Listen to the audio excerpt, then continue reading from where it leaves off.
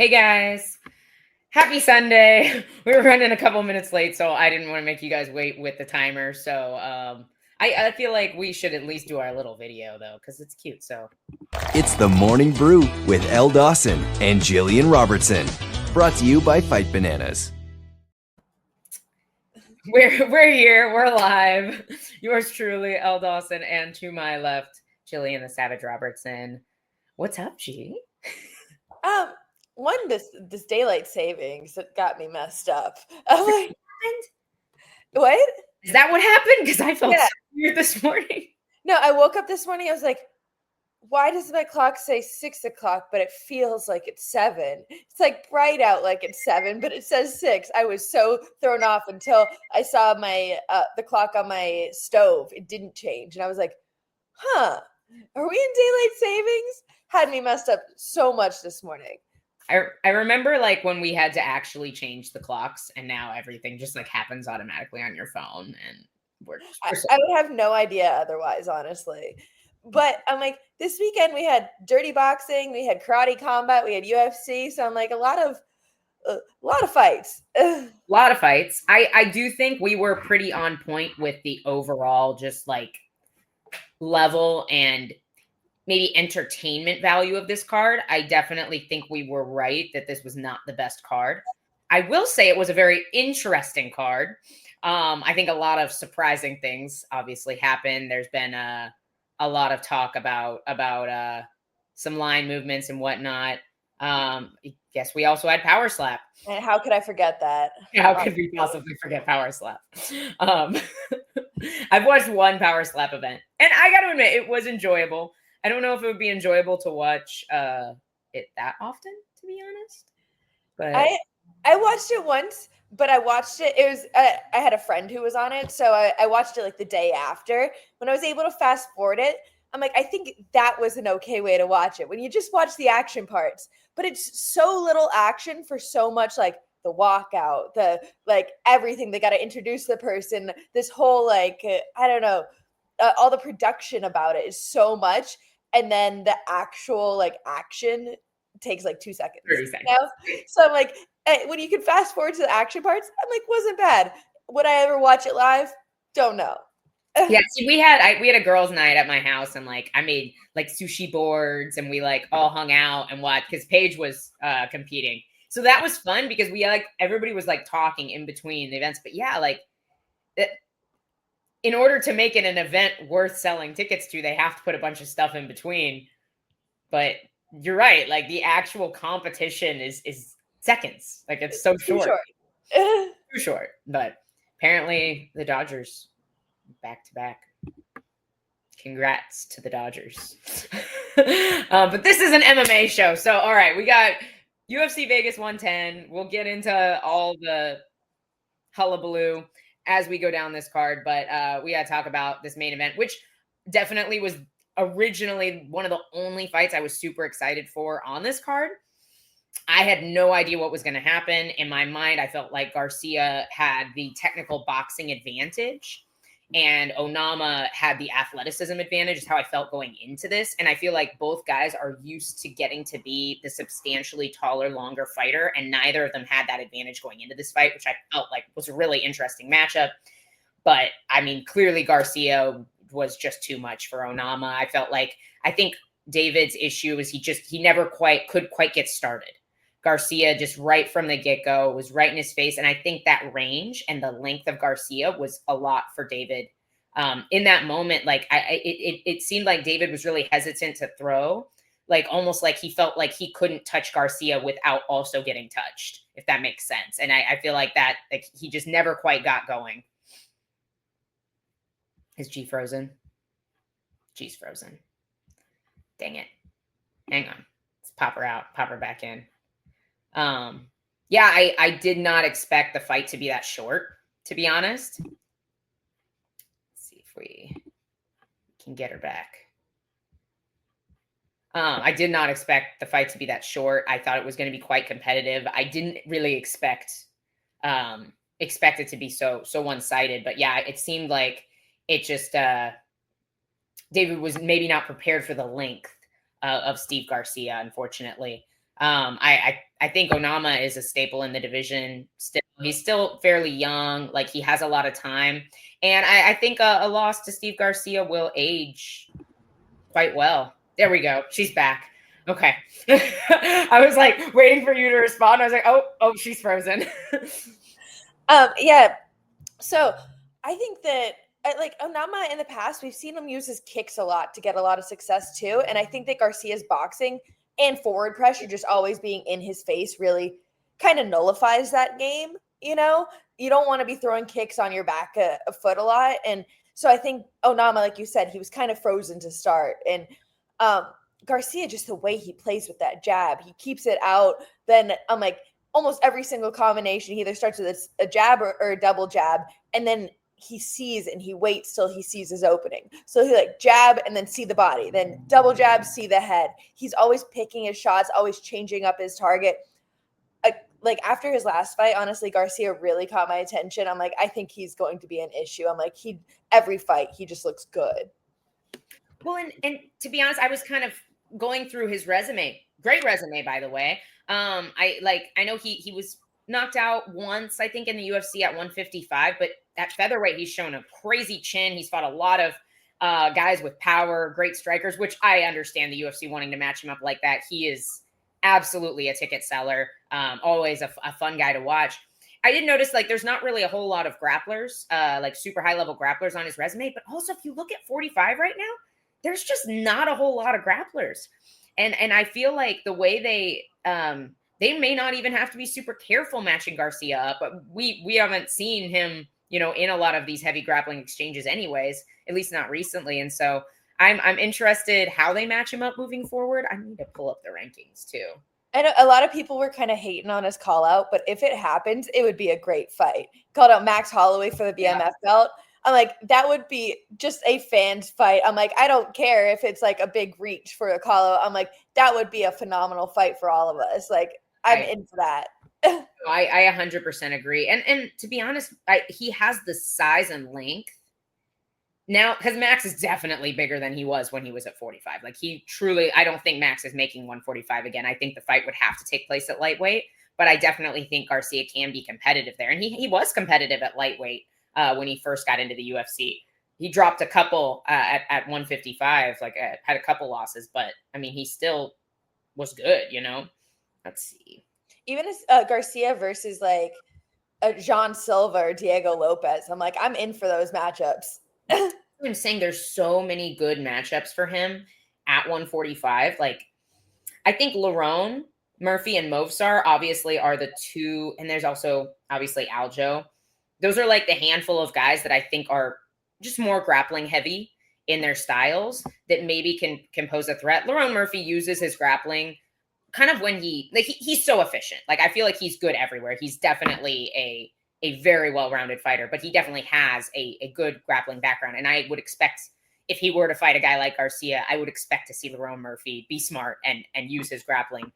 But I don't hate this.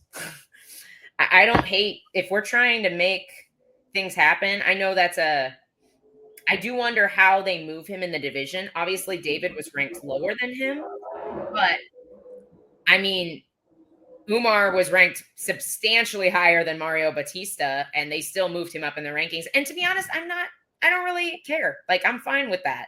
I thought Mario really impressed me, and Umar looked good and beat him handily, So Steve Garcia steamrolled Onama yesterday. And so, like, if they wanted to move him up to maybe between, 7 and 9, I'm not going to argue that. Put him over Brian Ortega.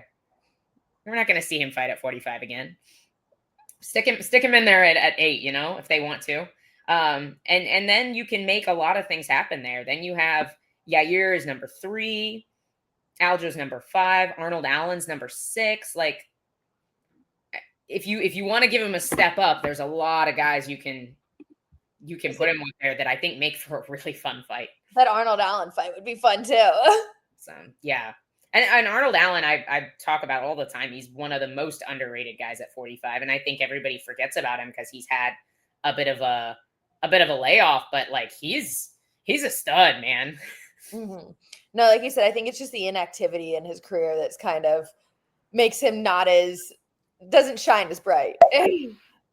No, and yeah, I'd love to see him come back and be a little bit more active. I do believe he's supposed to come back here pretty soon, if I remember. I know he was injured, but I can't remember. I don't think he's booked yet necessarily, but I definitely think he's planning to come back soon. Apparently, it wasn't hard to find G in the crowd. It never is. Never is. I would say I can't hide. That's awesome. We can always pick out G in the crowd. But yeah, I'd love to see him with Gene Silva too, honestly. I think that would be really fun. Maybe do that next. Like if they don't move Steve Garcia up too much in the rankings, like yeah. No, I think a Jean Silva would be a good fight for him. I'd love to see that. I'd love to see it. But let's go down this card a little bit. Obviously, some weirdness in the co-main event. We had an eye poke that led to the TKO, which I have some. Yeah, we haven't even talked about this yet. I'm sorry. We'll get back to UFC Vegas 110. G has a new opponent. I think a much better opponent. This does way more for you. Obviously, Amanda Lemos is now taking on G at December 13th. So how do you feel about the new matchup? Well, I'm like, this is the girl I initially called out. So I'm like, I'm very comfortable with this matchup. It was the one that I wanted. It was honestly whenever Lucindo and Lemos, it was Lucindo's last fight. And when I was watching that fight, I was like, the winner of this is the one I'm going to call out after I beat Marina. So that's why I called out Amanda versus calling out Lucindo. Got the Lucindo matchup anyway, because I think, Amanda just fought. They were just trying to put something together for me. Just try to find me an opponent. Lucindo said yes. She pulled out this week. Not really sure the reasoning. Got offered a couple opponents, and they were finally able to put it together with Amanda Lemos. I think it's an ideal matchup for me. I think that, all the stars are aligning. I'm like, I asked for it in May. I'm finally getting it. I think that the only other contender really is Tatiana. It's who Mackenzie's talking about, and she looked absolutely terrible against Amanda Lemos. So it's an easy side-by-side comparison of like, well, she looked like this, and I'm going to look like this, so who deserves the title shot? So I think, like you said, it's really a better matchup. Things are aligning better. She's a top 5 opponent. I think this is ideal for me. Yeah, no, I agree. And that's exactly what I said to Grant literally 2 days ago. I was like, literally all G has to do is beat Lemos better than Tatiana did, which I agree with you. It was not Tatiana's best performance. So and we're going to be seeing Gillian in a title shot very, very soon, in my opinion. So super pumped about that. We had to diverge from UFC Vegas 110 to talk about that for sure. But this co-main was weird. It was very weird. My first point is, how did I not know that Ante Delija had 3 nipples? I texted Gillian last night, was like, is that a 3rd nipple? And so she woke up at you're like 6 o'clock this morning and texted me, and you were like, that is the first text I saw today. And I knew exactly who you were talking about because I noticed it last time he fought. I must have forgotten because I feel like there's no way I missed this. No way, right? But no, Waldo did not make Aspinall look bad. Waldo made his own mistakes too. Like, I understand you got poked in the eye, but like an eye poke, while painful and annoying and definitely makes it harder for you to see out of that eye, like, you can't cover up from an eye poke the same way you would cover up from a punch and expect the ref to know what you're doing. So I do have, while I think after the fight was stopped, they handled it how they should have. I do think Waldo Cortez Acosta's body language in the moment is the reason why we had to have this weirdness, if that makes sense. Like, I think you could still like move and be like, hey, ref, I got poked. Like, at least try to stay in the fight there at that moment, I think is the right way to act. Because the way he turned away, I didn't see him get poked. I was like, oh no, he got punched in the face and he's hurt. Like, And then when we saw the replay, you could see the finger graze over. And I definitely think he did get poked in the eye. And then from that point on, I think they handled it properly. But it's still your body language, right?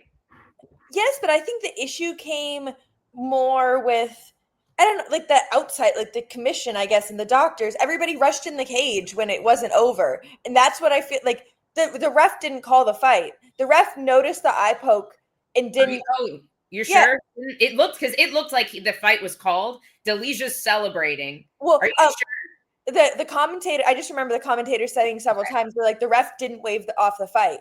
At no point he waved it off like that. He walked in and he separated them, but he didn't wave off the fight.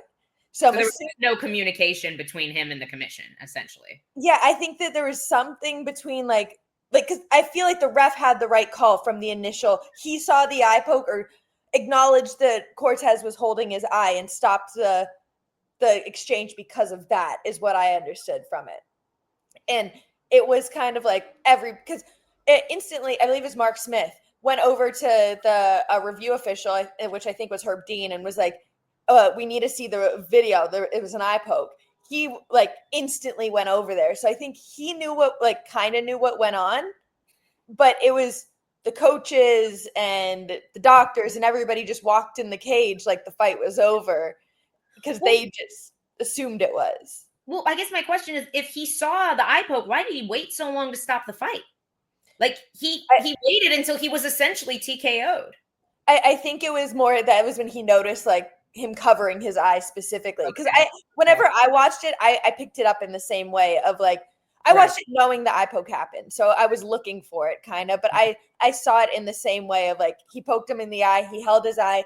He was trying to stay, I guess, defensively aware, not in the best posture, but still like covered himself up, didn't take a lot of damage. And I think the ref noticed him covering his eye and separated them. And everybody else was like, oh, he won. So it just like poor communication. Yeah, I don't know. Like, even in that situation, do you think it's correct to restart the fight, or should it just be a DQ at that point? I honestly don't know, because on one hand, it's really like I feel a little bit for Delicia, because you know what it's like when you blow your arms out trying to finish the guy and you win the fight. You get this massive adrenaline dump. It is so hard to get going after that. So on that end of it, I do kind of feel for Delia. I don't know how you say his name. Somebody correct me in the comments. But I'm so tired of freaking no contests and eye pokes every goddamn week. Like, I feel like we have got to form there has to be a better system than this. Like, there just has to be a better system than this. And I of course think if we immediately took a point for any eye poke, there'd be a lot less eye pokes. People would be a lot more careful if they knew they were going to lose a point. But I heard about this too. Yeah, there was a 115-pound fight, two girls. Apparently in karate combat, they have no split decisions. And I'm assuming there was a miscommunication between the ref and the judges and whatever, not knowing the rule set as a whole. So the fight went to a split decision, which is supposed to go to one more round now. So they go to like a final, like sudden death kind of round. Whoever wins the fourth round now wins the whole fight. Yeah. So they were supposed to go to a fourth round. They announced the winner, then said, wait. No, there's supposed to be a fourth round. And then went back and did the fourth round. So it was like they already told the girl that she won the fight, then came back and made her fight her fourth round, which would have completely nullified her 3 rounds previous. So it was essentially a similar kind of situation of like, I think once there's other people in there, like I said, once the coaches come in, once the doctor's in, once everybody's in the ring, like that, the fight's over. Unless it's the ref and the two fighters, or he brings the doctor in to look at like a cut or something, whatever. I'm like, if there's more than like 4 people in the ring, the fight's over. I don't disagree with that. I will say this is what I saw too. So I saw Mark Smith at first say, I didn't see a poke. So I think Acosta had to tell him that he got poked in the eye. So I do think he was stopping the fight. And maybe DC said he wasn't, but it's not what I saw or heard him say, at least right off the bat. And maybe they were trying to like be like, no, this was the right call and make it not look like the hot mess that it was. But it definitely, this is what I saw.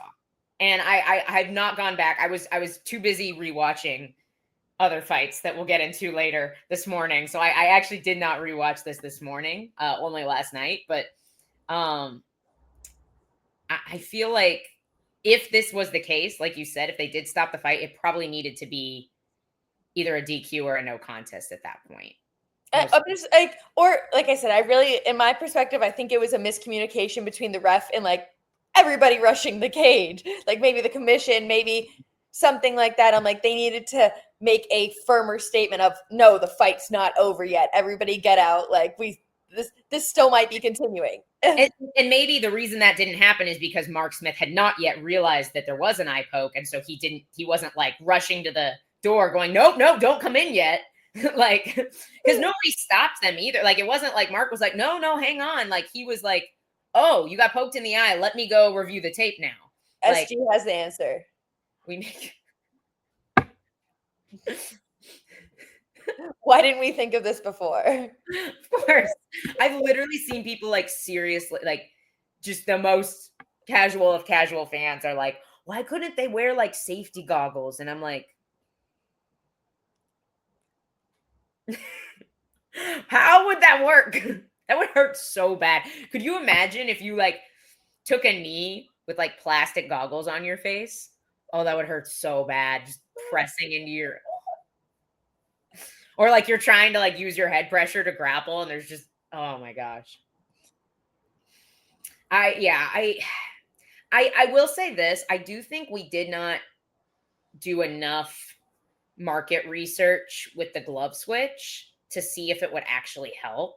I feel like they changed it back too quickly. Like we had 30 years of data with the other gloves, and we didn't even have a full year of data with the new gloves. Like, how are we going to compare that? Like, maybe they need a little time to get used to it. Like, I really wish they would have given it a fair shake, you know? I don't think it makes a difference. So I'm like, for me, I'm like, I prefer the old gloves. I think they feel better physically, like just to fight in. I'm like, I like the feeling of them. So I'm happy that they went back to the old gloves, but I'm like, I don't think it makes a difference. I'm like, I could straighten my fingers just as easy in the new gloves as I could the old gloves. They made minimal, if no difference. There are no gloves in BKFC and there are no eye pokes. Yeah, it's because once their hands break, they're stuck in that position for the rest of the day. But also a lot of people are more willing to engage in there. They're not pushing off. They're not trying to create distance. They have to stay in each other's faces. So it's like you're going to stay in somebody's face. You have to be ready. Yeah. Imagine if you opened your hand, like you're eating punches in that time frame. Like you have to be ready to throw. I believe we were talking about it last week, the Jim Miller video where he's like, that means you're trying to disengage. If you're pushing off on somebody, if you have an open hand, it's like, that's why you're trying to disengage from the fight. You're not trying to actually fight them. That's why these eye pokes are coming about. Yeah. This was actually quite funny. Like, literally in media day, 2 days prior was like, I've never poked somebody in the eye. The punishment for that should be severe. And it was for him, unfortunately, you know, like he was too gassed to keep fighting at that point. Just 13 seconds later. Yeah, like that adrenaline dump was too much, you know. We will definitely talk about this. I have lots to talk about Timmy Kwamba as well. Wait, that's a different guy. I'm an asshole. This guy did really well. I'm just racist. I was thinking of Chang Ho Lee, the other South Korean guy who looked really, really good. I was very impressed with him. Love the grappling looks great, but we will get there. But we will also talk about the Kwamba fight with the other Korean guy, whose name I will remember. But dude, Jeremiah Wells keeping the old man streak going.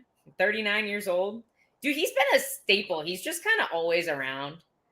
And I thought Themba looked pretty good early in the fight. I think Themba came in with a good game plan just to kind of, I guess, nullify that like explosiveness, that powerhouse that Wells is. He was like, let me just try to take this away as much as possible and put him on his back. Yeah. And we don't usually see Themba grapple that much. So I thought it was a good attempt. It's just we'll get to this too. I rewatched this fight twice, so we will definitely talk about that too. Someone cue the Curb Your Enthusiasm theme over on getting KO'd. I didn't want him to lose. I just he got the severe punishment that he said eye pokes deserve, which sucks for him, but that is it.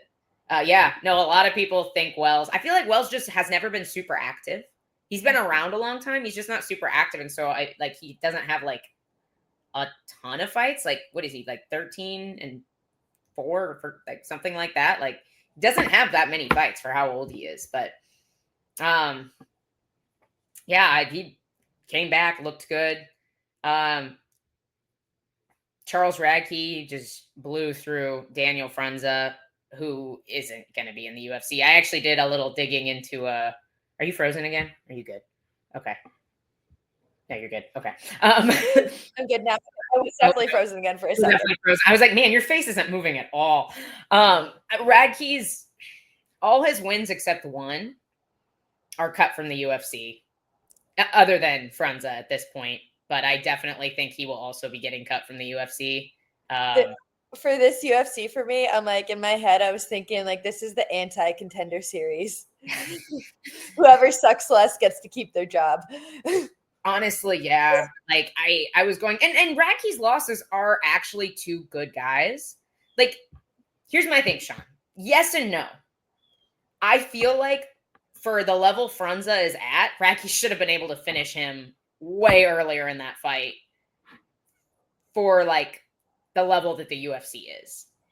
And Radke is finishing the guys he's beating, but he's beating guys that are cut from the UFC, or Gilbert Urbina, who's 1-3 and pulled out of his last fight that probably would have got him cut from the UFC. So I feel like we're just, it's so hard for me to say if I think Charles Radke can beat anybody decent in the UFC, because his losses are Carlos Prates and Mike Malott, who are both pretty solid guys in that division. And then we see, he's smashing these guys, but maybe I definitely felt like he should have been able to finish him earlier. It wasn't even Frunza was doing anything on the ground. At one point, DC said too, he's Frunza is not going to get a stand up here because he's not doing anything to nullify Radke's damage. He wasn't trying to get up. He wasn't trying to hold on to Radke. At that point, dude, just posture up, drop as many elbow bombs as you want, because this guy's not going anywhere. And I understand too, fighting's scary. I get it. If you have a position, you definitely don't want to lose it. But I feel after that, how dominant the first round was too, I would have expected to see him get the finish a little sooner, personally. I'd like to see him fight somebody in between, because he also has a loss outside the UFC to Austin Hubbard, which I think is interesting. Hubbard's definitely had his ups and downs, but I wouldn't call him a guy that's going to necessarily go is he still, did he get cut again? I think he got cut again. Yeah. And he's a lightweight. So it's just, I'd just like to see Radke fight somebody that isn't either up here or down here. Let's just give him somebody here in the middle so we can see what he actually can do. Yeah. I don't think, I don't know. I thought that with a lot of people last night. Anybody who looked good, it was because their opponent looked absolutely terrible.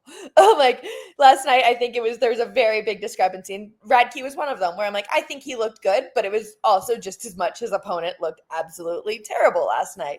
So I'm I think he was one of the fights that I was this is one of the better fights of the night. Definitely. I'm it was, he was doing damage. He was trying to mix it up MMA. Like I said, probably could have got the finish sooner, but I don't think it was a bad performance as a whole for him. Definitely needs that little step up instead of a jump to Malott or Prates, the middle ground. Yeah, that's all I want to see.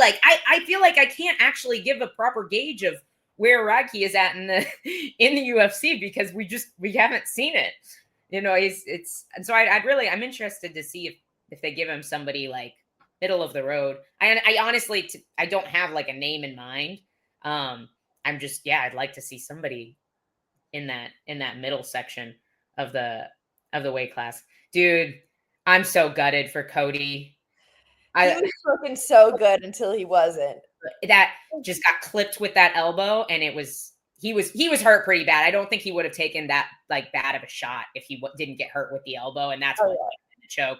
But he was looking awesome. And dude, Cody Durden has not had a full camp in like a million years. Like, can we just get this guy? Like, he takes every short notice opportunity at flyweight that the UFC possibly needs. I just scrap every single time. Every time. And he looked really good. And Nascimento is massive. He, like, DC was interviewing him afterwards. He's as tall as DC. How is this guy a flyweight? He's enormous. To be fair, DC's not that tall, I don't think.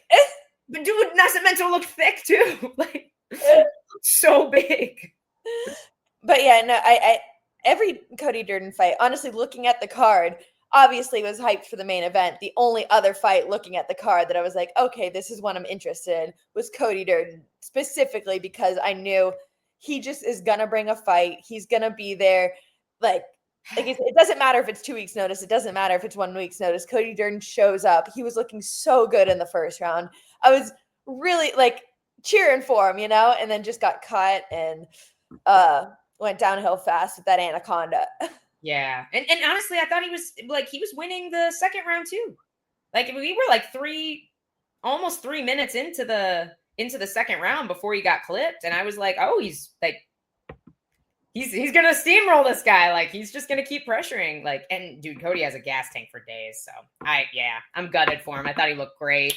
I hope they really take care of him after that. Like he did them a favor. It was like a week's notice. I don't know why there's some people like that with the UFC. They do so many favors for them, and it's just like they seem to be that guy for them. I'm like, just throw him a bone every once in a while, please. And he's such a nice guy. I love Cody. Like, he's the best dude. So UFC, hear our plea. Dude, I think we're just gonna go down the whole card and we'll hit all the weird stuff that happened as we get there. But Billy Elikana, that dude was out. Had the arm, refs looking at the wrong side. Like, at least look at the side that the arm is on so you can see if they're tapping. Poor guy's like tapping was out for like 10 seconds. I feel like Billy threw like, I don't know, 2 strikes the whole fight. He was throwing leg kicks or the short hook coming forward, and then finally got the short hook coming forward from a southpaw stance, like be an open stance. I'm like, it was just an ideal shot, and then hopped on the rear naked choke right after that. And you said, dude tapped like 20 times. Like, poor guy. I feel for him. Like, I was like, ref, you're looking at the wrong side. Maybe he could see his face, and he felt like, but like, yeah, at least look for a hand. I think probably thought they were both tucked up underneath, but yeah, I felt bad for the guy. But yeah, I mean, Elikana looked great. There's really, not a lot of notes. There's a lot of interesting things happened. I feel like there's not a lot to like analyze on this card necessarily. I will say Timmy Kawamba looked great. I would like to point out, and I know I said I was going to stop going in on Balaji Oki, but last time we talked about Balaji Oki, I was like, man, everybody he's beat in the UFC has been a 45er coming up to 55 on short notice. No, Timmy Kawamba was a 35er coming up to 55 on short notice because he was a featherweight before he got into the UFC. Kawamba was, but clearly he's found where he needs to be at 35 because I feel like Lee, had a lot of hype, good record. People are loving the South Koreans right now. They've got some good young like prospects in the UFC right now.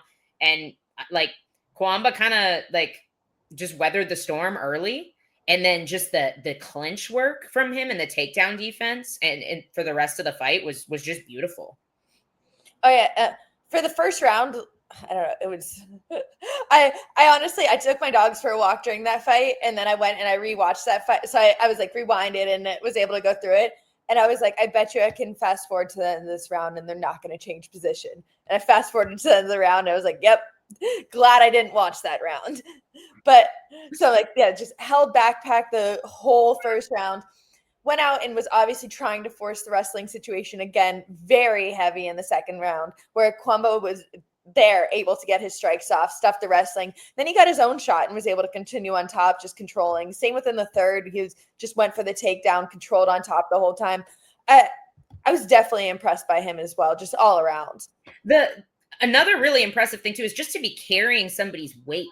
Like, he didn't hit the mat. Like, he carried Lee on his back for like almost 5 minutes. Like, that's a lot of work. I know you have the cage to lean on, but that's still like, that can be really tiring. So I'm impressed that he came out and was so active for the rest of the fight.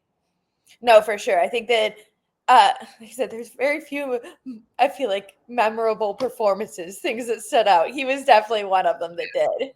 Yeah, and being a pretty solid underdog as well, I'm pretty sure, wasn't he? I'm not sure 100% on that one. He was an underdog in my head, so I felt like he should have been on paper, but sorry, Timmy. I was super impressed. But like, I'm pretty sure he was a dog. But what did we miss? We missed the gambler. Yeah, I honestly didn't mean to do that. I just saw Charles Radke's name and I was like, wanted to talk about his resume. Yeah, we got to talk about Isaac Dolgarian because everybody's talking about Isaac Dolgarian.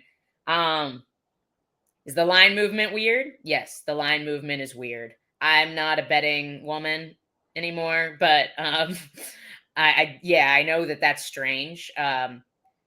Do I think Isaac threw the fight? No, I don't think he threw the fight. There were several deep choke opportunities for him to tap. I feel like the guy looked stupid strong. Like, Isaac took a pretty solid shot, and that guy had that with the underhook, had Isaac's like arm behind his head, like back here. Like, he looked stupid strong. I think if anything, maybe somebody knew something and put a bunch of money on his opponent, and then DraftKings pulled the bet. I think if anything, DraftKings was doing something shady because they didn't want to lose money. Maybe, I'm not sure. This is what everybody is super upset about, is DraftKings locking odds. I don't know that should be allowed, if it is allowed.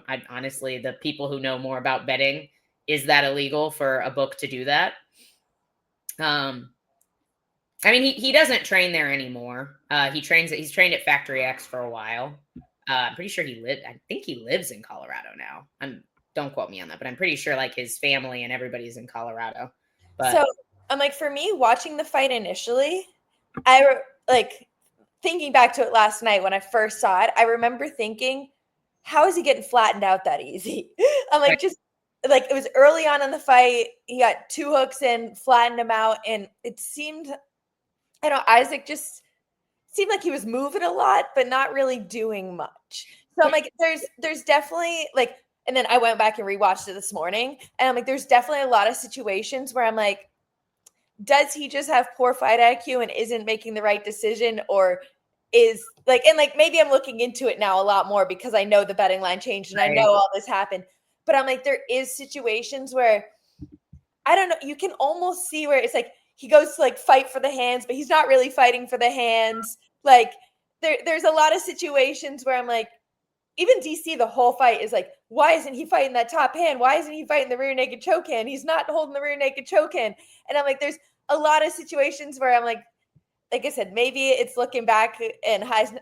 Yeah, you're looking for it, right? Yeah, and I'm looking for it now. But I'm like, there is some things about it where I'm like, is he a bad grappler or a good actor? I think he's a good grappler. To me, this is the most likely scenario. He was hurt or really sick. I would err on hurt probably. If it's one or the other, I think this is probably the most likely event, is somebody knew that he was hurt and was like, hey, told all their buddies, hey, let's go put a bunch of money on Isaac's opponent. Like, that's probably what happened here. And then Sean said it's not illegal because they were still taking bets on the fight. So DraftKings probably saw that happen and was like, hey, we don't want to lose money on these props because somebody clearly knows something. So let's just pull the prop. I don't know what the ramifications of that are, but because I don't bet. But I would assume it's probably this. The line movement looks weird. I agree.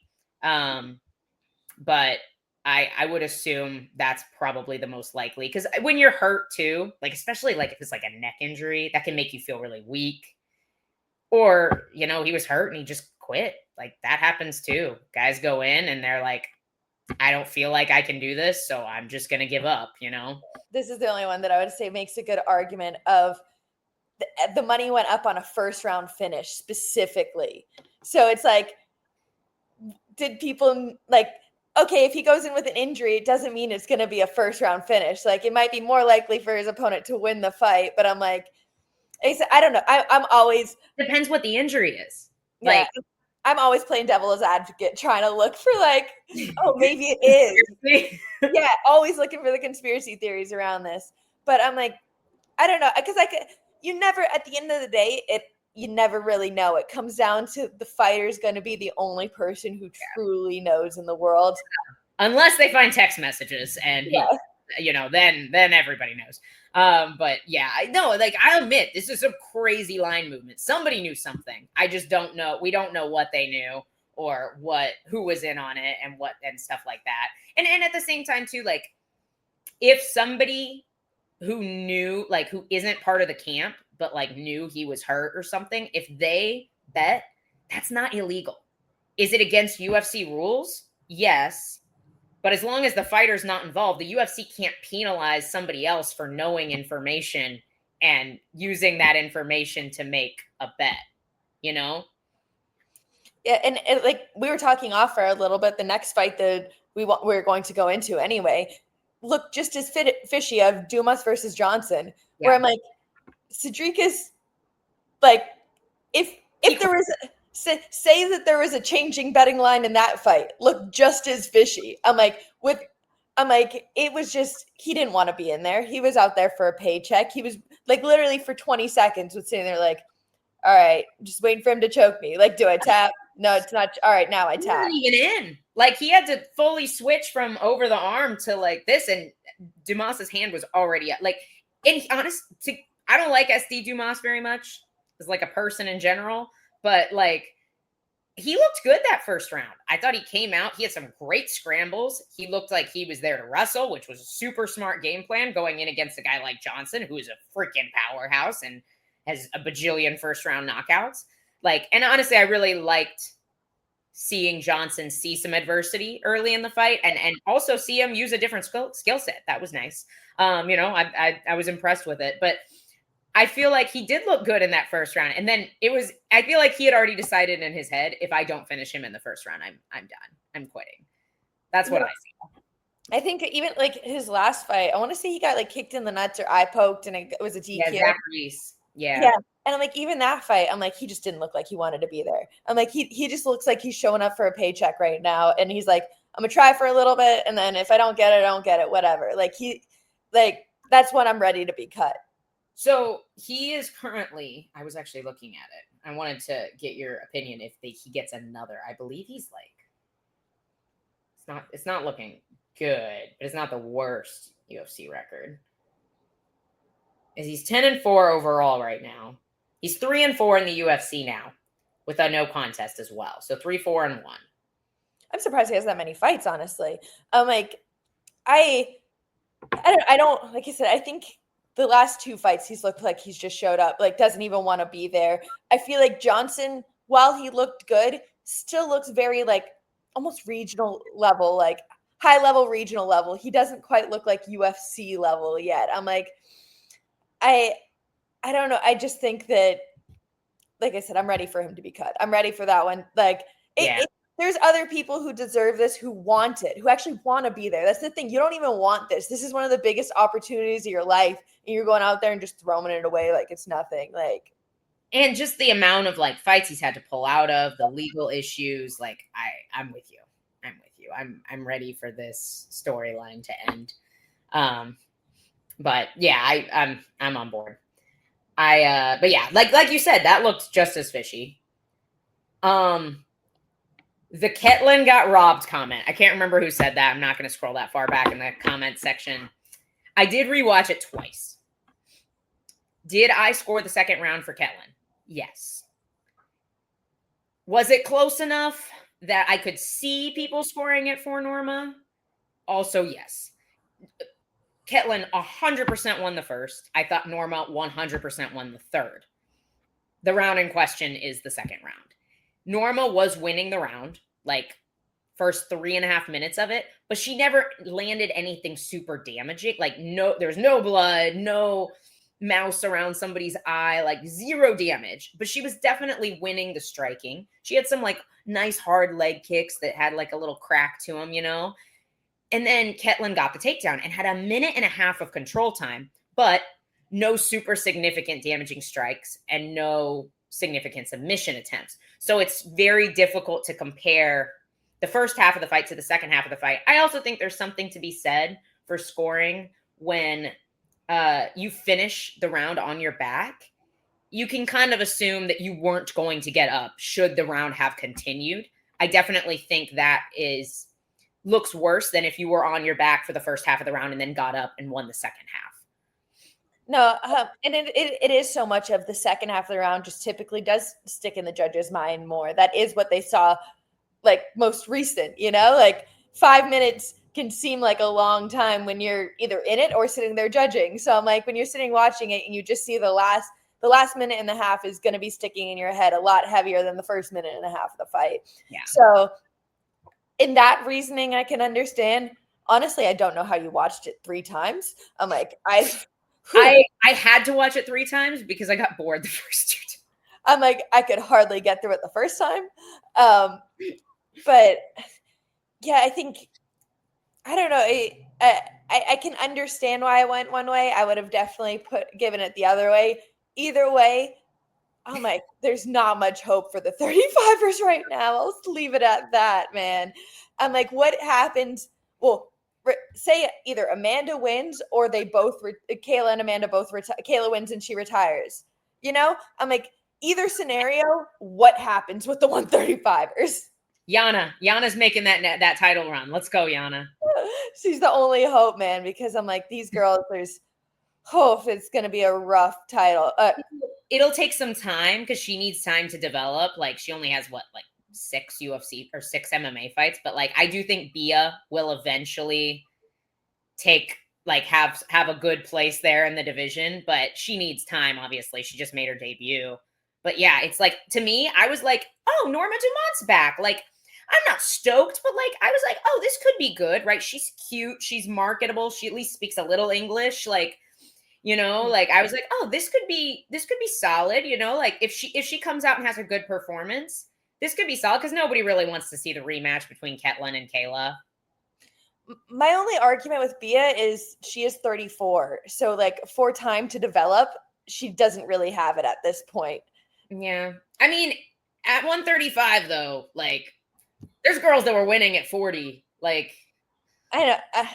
I'm just like, girls like Kaylin Vieira was able to stop Kayla Harrison's takedowns for the most part, or like was able to bring Kayla to a decision. So I'm like, yeah, I just don't see like Bia being able to beat those kind of girls, being 34, being able to evolve her game that much at this. I feel like once you're around 30, you are who you are a lot of times as a fighter. It's hard to evolve your skills. Yeah. There's also Eileen.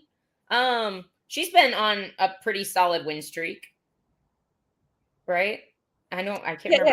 Eileen's currently on a 5-fight win streak, I believe. So is she not fighting anytime soon? She still trains with you guys, right? Yeah, she still trains with us. She had a shoulder surgery, so I know she's been out for a long time because of that.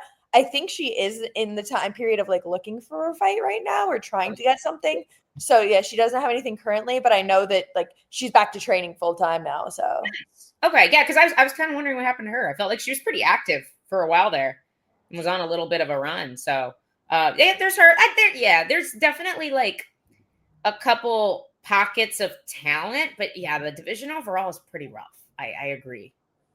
It's just gonna, like I said, without Kayla and without Amanda, because like if Amanda wins, she's probably gonna retire again, and then that kind of like takes a lot away from Kayla's name as a whole. If Kayla does become champ again, it's like, oh well, you're never going to be Amanda if Amanda wins, And then if Kayla wins and retires, then Amanda's probably gonna retire too anyway. So I'm like, I feel like those two are just holding up the division so much. Yeah, nobody's getting past them right now except each other.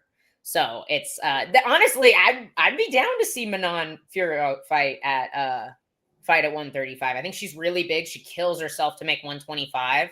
She's got maybe not the most exciting style, but a difficult style to figure out, at least. So everybody's talking about Melissa Croden.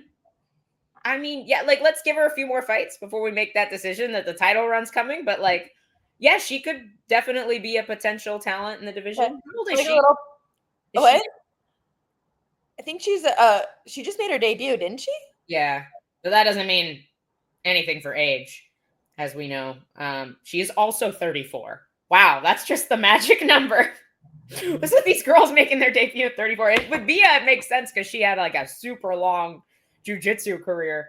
Maybe this girl did it too. Maybe was she like a kickboxer or something? I honestly don't know very much about her other than her debut. Man, quick turnaround though. She's on the same card as you.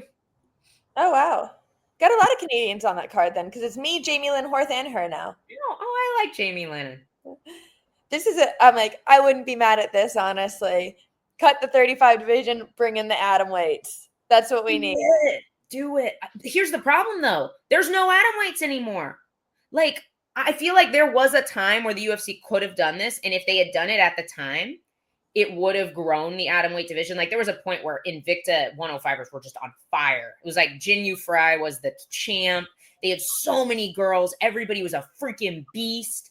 And then as soon as that happened and the UFC still didn't sign the division, I feel like all the 105ers did like one of two things. They either realized that they were never going to make money doing this, and they were like, they retired or got a full-time job or had a baby, or they went up to 115 to try their hand, and most of them just weren't big enough. And so they do okay. Like Jin Yu Fry did okay in the UFC. She's just not big enough to be a really competitive strawweight, you know? But like that being said, I think a lot of the 115ers in the UFC would then move down to 105, you know? I think there is a lot of girls who probably are in that like kind of in between, or like even like obviously I fought Michelle Watterson. She used to be Invicta's 105 champ. I'm like, there's a lot of girls who probably could fight. Tisha Torres, I know for a fact, could be a 105er. I mean, there's a lot of girls like Tabitha Ritchie. She's tiny. I'm like, all these girls could be 105ers, but are kind of forced into the 15 division.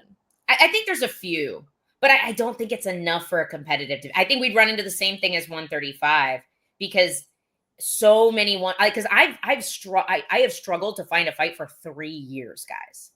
Like, yeah, the atom weights in one are not atom weights. They're making 115.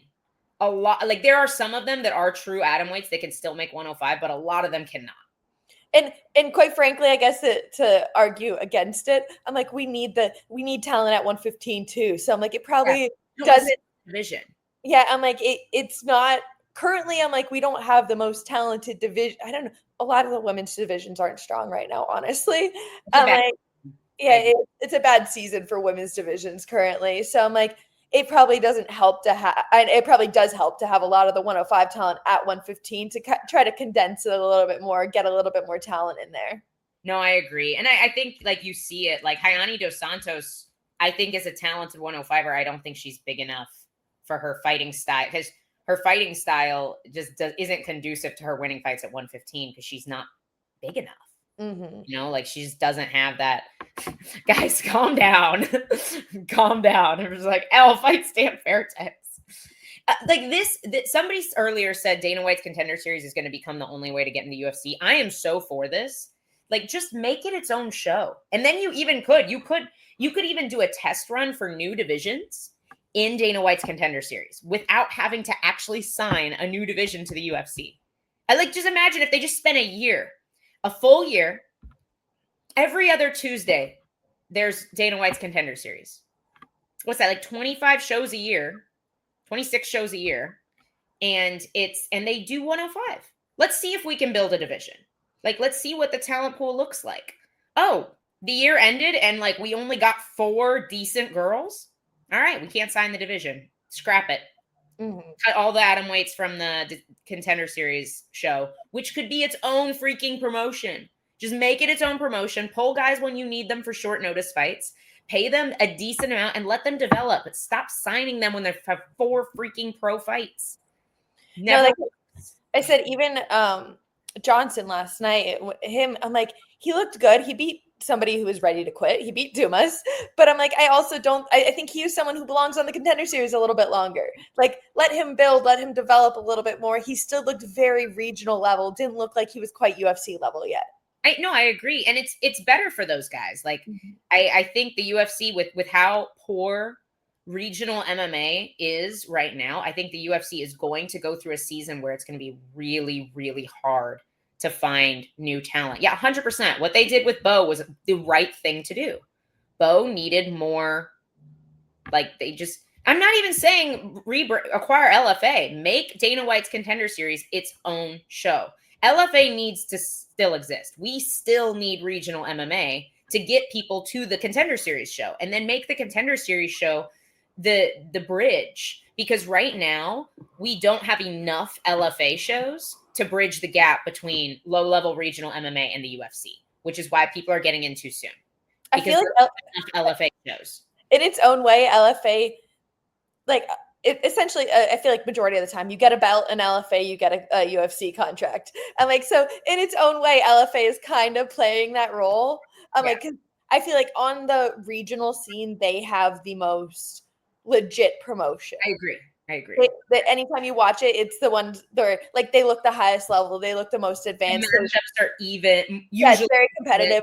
So I'm like, I think they are kind of playing that role in a way, because I'm like, you typically see someone win like 2-3 fights, get the LFA belt, and then they get signed to the UFC. So I'm like, that is, I guess, kind of their role at the moment. So I can understand why SG's thrown out there, just acquire LFA, because it's like they're kind of already doing that.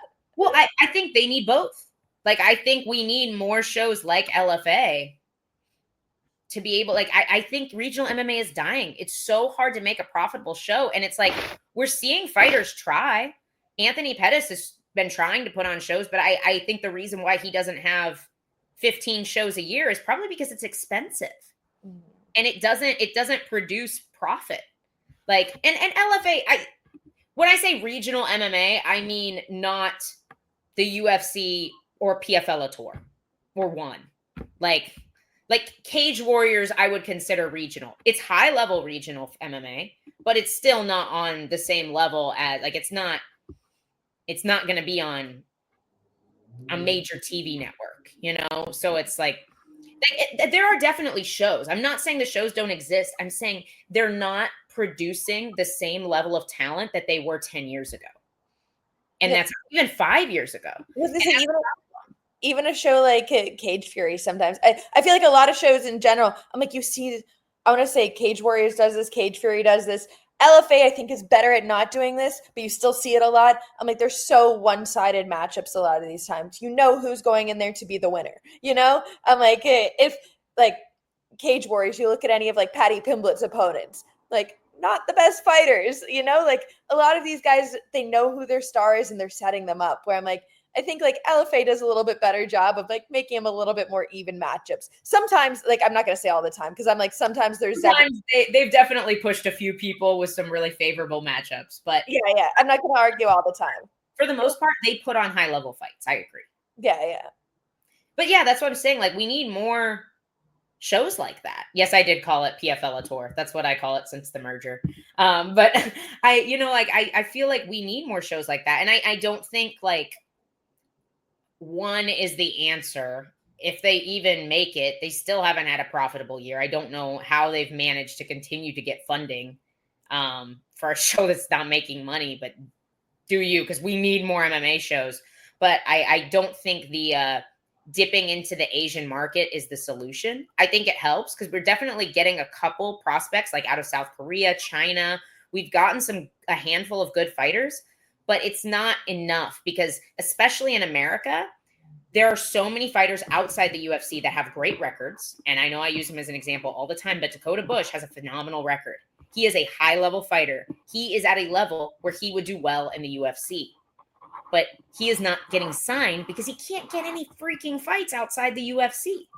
So it's like, because nobody wants to fight him. Like, unless you have, like you said, like a hometown show that wants to make you into a champ, it's so hard to develop on the regional scene and then stay active.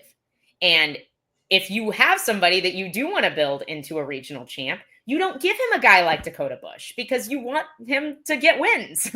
So it's like, so they're not going to sign him to fight their hometown guy. And so it puts guys like that in a really tough position where they just can't get fights.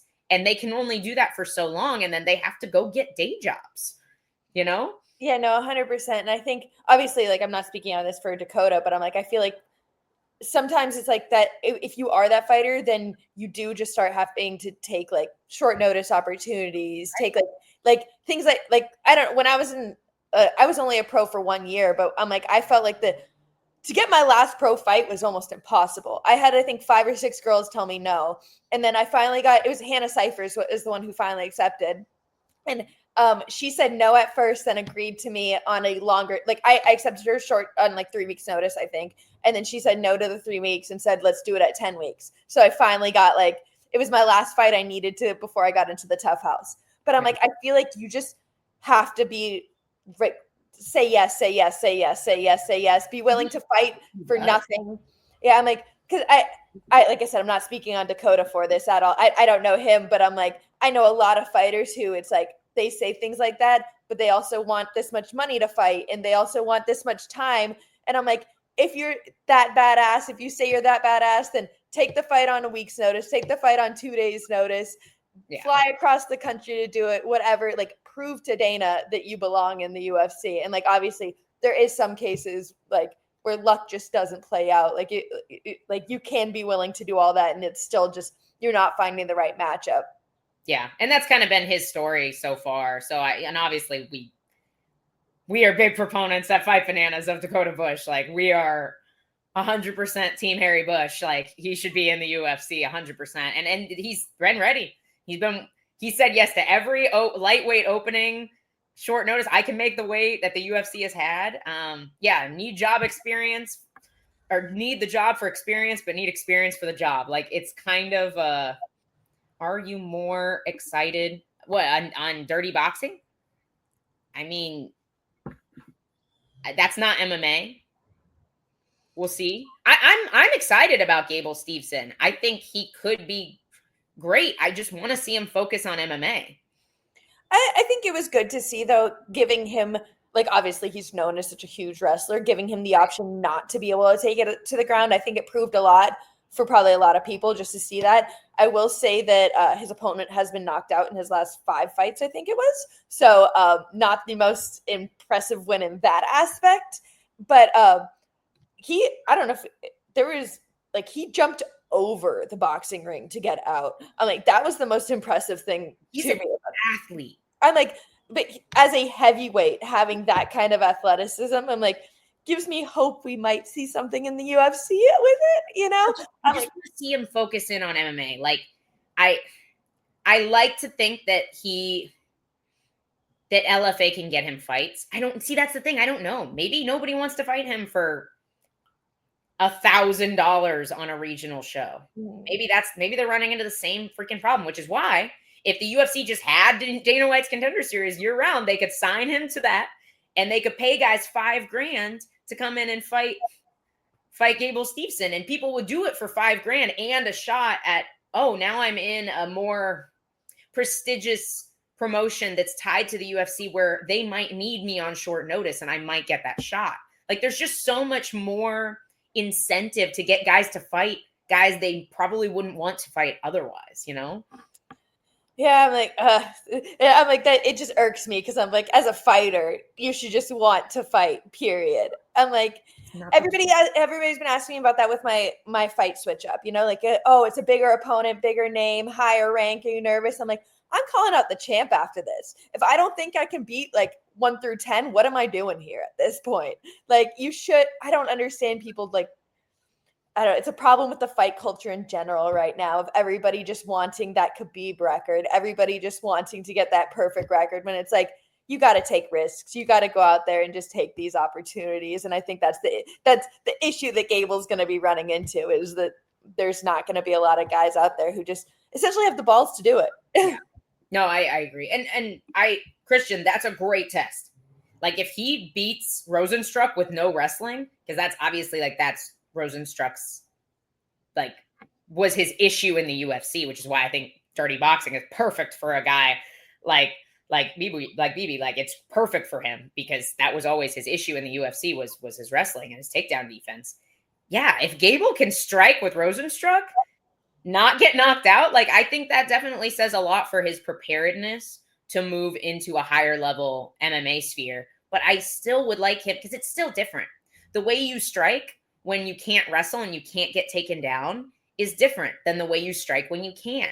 There's a reason why boxers stand differently than MMA fighters and Muay Thai fighters stand differently than boxers. Like when you use different tools, everything changes. So I definitely think that's a test and it definitely says something, but I think him just fighting more in MMA would say more, in my opinion.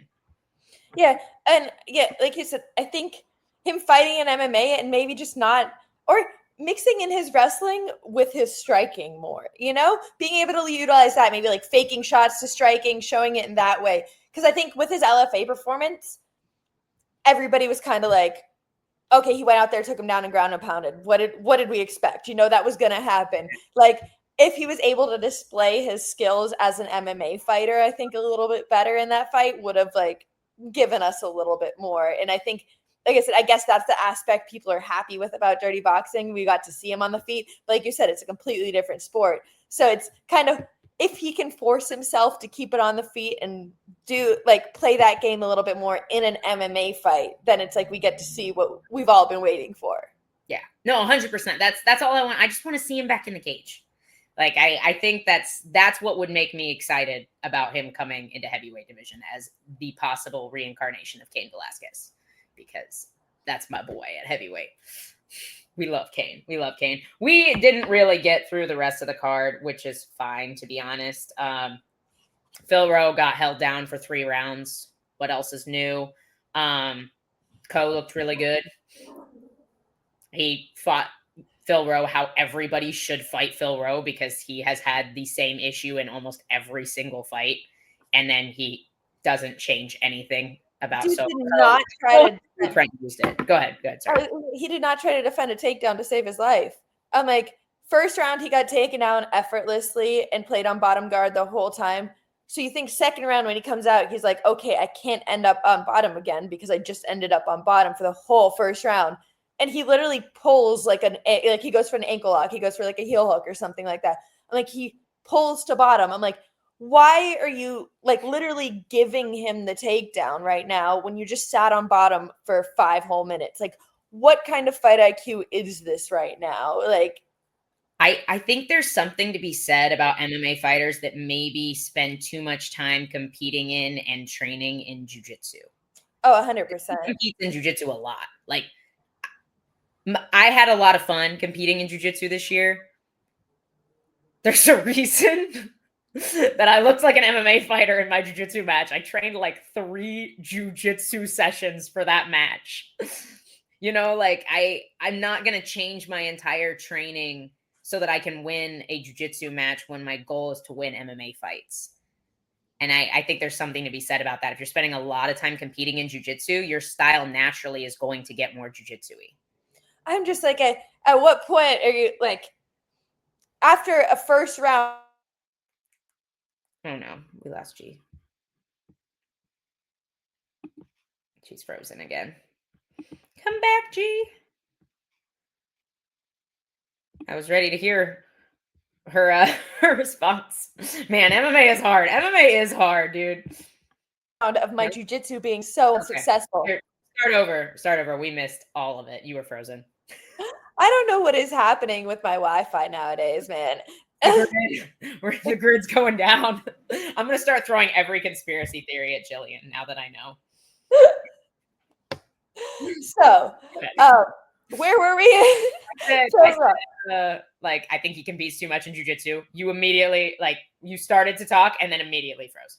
I'm just like, at what point after your jiu-jitsu so unsuccessful in the first round, are you like, let me do that again?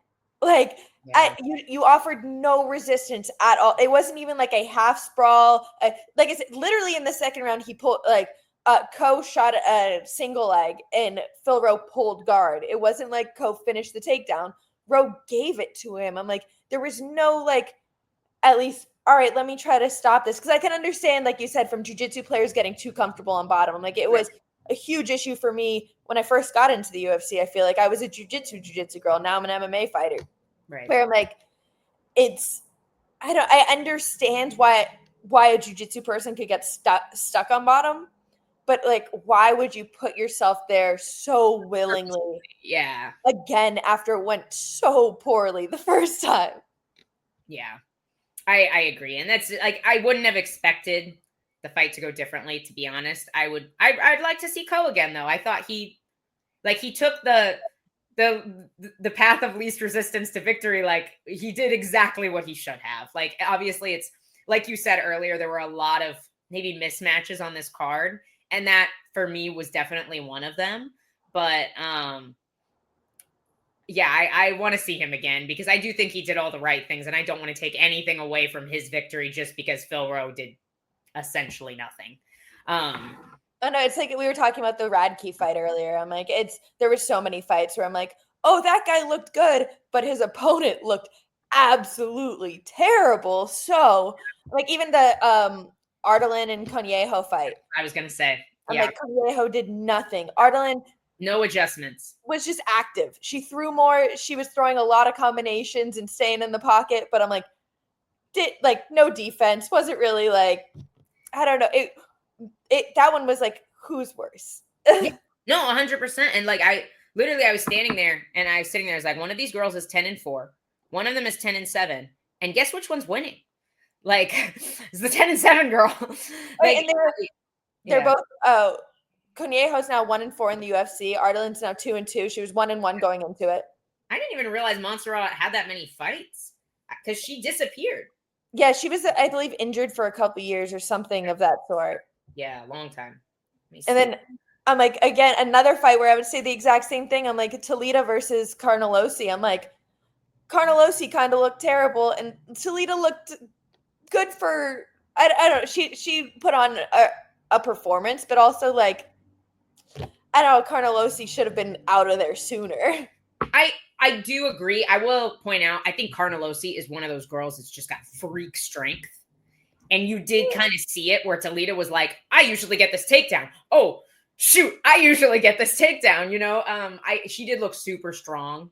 And Toledo definitely did enough. I know they were kind of talking about, she's fighting like to get a new contract essentially, which I was kind of surprised. I feel like strawweight, where the division needs girls and you have a girl that at least has a decent UFC record, like, I was surprised they didn't renegotiate her contract beforehand, but I know she also hasn't necessarily always delivered.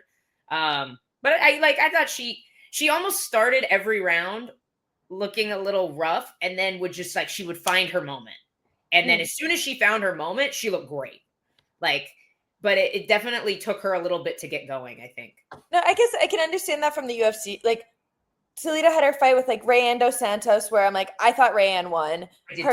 Her second fight, she lost. Her third fight, she had a win against Vanessa Demopoulos, which I'm like, not necessarily the highest, like the best win there. So I'm like, I can see why she would be in that position, essentially. I'm like, 3-1. Or I guess she was 2-1 before. Yeah, yeah. I get what you're saying, yeah. So I'm like, I guess I can see why she would be in that position, because even like one of the wins was questionable. The other win wasn't great. So, but like, I don't know, just in general, I'm like, it just lived up to what I thought the card was going to be. It was another one of those fights where I was just like, this, like the second we got through that fight, I was like, this is going to be it for the rest of the night, isn't it? Like, we're going to have to, it's going to be painful watching these fights. Like, I was yawning early last night. Yeah, no, the prelims were pretty rough at the start. I will admit. I will say at least it was entertaining online with everything. Somebody said that apparently people are getting refunds. Yeah, that's what I saw online. A couple different, I guess, sports betting websites posting things about that they're refunding on that fight. I believe this is true. Believe that very much. I would not question that for a second. Yes, I have a dietitian. I ain't doing that work by myself. People always ask me, they're like, oh, you eat this, or why do you eat this? I'm like, I have no idea. I text my dietitian and she tells me what to do, and I say, okay. Okay, I'll do that. Yep, that's what we have Eric for. I don't know the reasoning behind it, but I'll do it. Yeah, I just tell me what to do. I used to do my own. I used to really like nutrition, but it's just like the brain space to like do that in addition to everything else that I need to do in camp. Like I don't want to do that. Both, man, both. I'm like, I can't. I just can't stay out past. Even for a karate combat, honestly, I left before the main event. I stayed to the co-main event because it was Uriah Hall and Marcus Perez. I knew that was like a big fight, so I stayed for the co-main event, and I dipped out right before the main event, and still felt hungover the next day, despite not drinking anything, just because I stayed up past my bedtime. Yeah, no, that happens to me too. The worst is not being able to sleep. That's like, and then I get anxious because I can't sleep, and I was like, I have to train tomorrow, and I'm going to be exhausted. That's the worst thing ever. No, I went to bed at 12, and I'm like, that is just, I can't tell you the last time I've went to bed at 12. So I'm like, that was just way too late for me. I texted you about Ante Delicia's third nipple at like 9 o'clock, and you were already out. So. Oh yeah, last night, like I said, it was an early one. I want to say probably between like 8 and 9. I was out. All right, we went way longer than an hour, guys. I think we talked about every fight. We didn't talk too much about the female strawweights, but I think we said what needed to be said. I think we talked about everything outside of the fights because other things are more interesting at the moment. It was what a weird night. I guess let's just end the show by giving this card the weirdest leather grade ever. Like how just overall the card, C-. That's what I was gonna go with. C-, D+. I'm like, it was a rough night. Like online entertainment, I guess B-, just because there was so many weird things that happened. But I just can't even justify that at this point. I'm like, it was like even the fight that I was really like the Steve Garcia was really looking forward to. Yeah, 4. Not because the fight wasn't good. It just I thought it was going to be a back and forth competitive fight, or at least I thought we were at least going to see like 3 rounds. Well, that's why I'm like, that one even just let me down because Onama didn't really show up, or like either Onama didn't show up or Garcia was able to shut him down early, one of the other. I'm like, it just wasn't a fight. I'm like, we didn't really, I don't know. It just wasn't a good card as a whole. Yeah, no, I agree. And to be honest, next week is not looking too much better. There's a few. I think Ricky Simone and Hayoni Barcelos is going to be fun. I know it's not like a lot of name value, but that's a fun fight.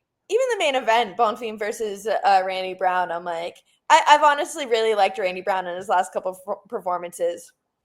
I did think Bonfim lost his last fight, to be honest. Oh, yeah, 100%. I agreed with that. So I'm interested to see if Randy Brown shows up. Because to me, if Randy Brown shows up, he's a problem. But we've seen him very up and very down, in my opinion. He can be a little bit of a wild card.